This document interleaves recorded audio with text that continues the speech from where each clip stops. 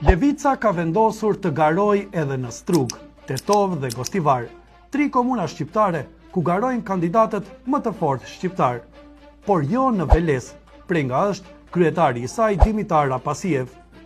Jo as në Shqip, prej nga është deputeti Boris Kërmov, një nga themeluesit e partisë. As në Ohër dhe në shumë komuna të tjera me shumicë maqedonase. Por, pse pikërisht vetëm në këto 3 komuna shqiptare?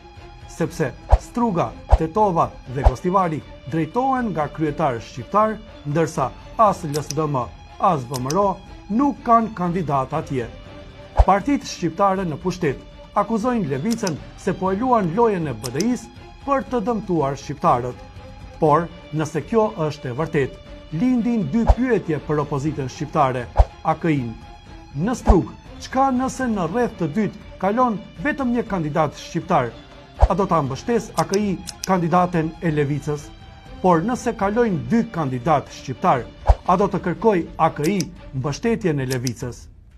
E njëjta pyetje vlen edhe për Tetovën, edhe për Gostivarin. A janë bërë mirë matematikat? Lini komentin tuaj.